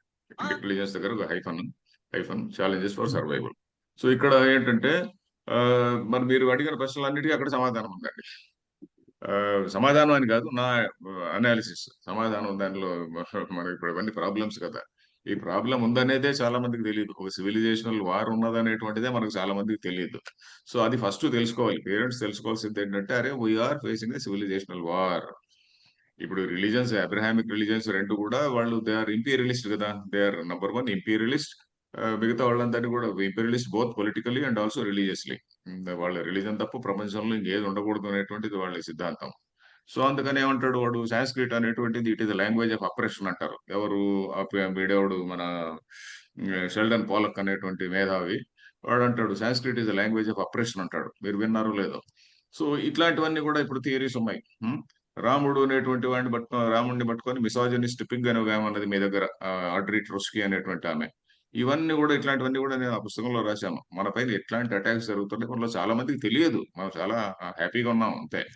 మన- సో అందుకని మన పైన జరుగుతున్నటువంటి intellectual attacks, do we deserve it? నిజంగా do we deserve it? Are we such fools? We are not fools. మనకి ఎంత గొప్ప ఫిలాసఫీ చెప్పారు. పోతే ఇప్పుడు మనము ఆ విధంగా చదువుకోకుండా సంస్కృతాన్ని దూరం చేసుకొని, సంస్కృతం నేర్చుకున్నా ఏదో మనకు రిలవెంట్ థింగ్స్ నేర్చుకోవడం లేదు. సంస్కృతం నేర్చుకున్నా కూడా గీత దీన్ని అధ్యయనం చేసేది సిస్టమేటిక్ అధ్యయనం అనేటువంటి చేయకుంటే మనకి ఇవన్నీ పోతాయి. మనకు తెలియకుండా ఉంటుందండి. సో కాబట్టి హౌ ఇదేంటి Indic religions challenges for survival అనేది లాస్ట్ ఇయర్ వచ్చినటువంటి పుస్తకం. ఇది నెట్ లో కూడా ఉంది. నెట్ లో కాదు, మనకు అమెజాన్ లో ఉన్నది. చూడొచ్చు, మీరు చూడొచ్చు. అమెజాన్ లేదా ఎక్కడో వేరే దానిలో కూడా ఉండొచ్చు. అది చాలా సంతోషం మహోదయ. ఇవాళ ఇక్కడ రైట్ అండి. స్వస్తి చెప్దాము. అట్లనే గురువు గారు నమస్కారం అండి. రవికిరణ్ గారు ఒకసారి స్వస్తి వాక్యం చెప్పేస్తే మళ్ళీ మనం సరిగ్గా నమస్కారం. ఇదే రోజు వచ్చే వారం బుధవారం పొద్దున 6ంటికి మళ్ళీ కలుసుకుందాం అందరము కూడా అమెరికాలో ఆ రోజు ఆ రోజు బుధవారం పొద్దున. గాడ్ అనే దాని గురించి చెప్తానండి. గాడ్ అంటే మన అండర్స్టాండింగ్ ఏమిటి, లేకుంటే మన దేని గురించి చెప్తాను లేండి. గాడ్ అంటే దీనిలో ఇది కూడా క్వశ్చన్ వస్తుంది. Why we are having so many gods అనేది కూడా వస్తుంది. ఓకే, రైట్ అండి. నమస్కారం. రవికిరణ్ గారు ఒకసారి శాంతి స్వస్తి భర్తనే చెప్పండి. చెప్పొచ్చు. ఓం నమో ఓ మహద్భ్యో నమో ఓ అర్భకేభ్యో నమో యువభ్యో నమ ఆశినేభ్యః యదా ఆమదేవాన్ యది శక్న్యవా మమాజ్యాయ సస్యం సమావృక్షిదేవాః నమో బ్రహ్మణే నమో అస్త్వగ్నయే నమః పృథివ్యై నమో ఓషధీభ్యః నమో వాచే నమో వాచస్పతయే నమో విష్ణవే బృహతే కరోమి. ఓం శాంతిః శాంతిః శాంతిః. సహనా భవతు సహనౌ భునక్తు సహ వీర్యం కరవావహై తేజస్వినావధీతమస్తు మా విద్విషావహై. ఓం శాంతిః శాంతిః శాంతిః. హరి ఓం. ఓం.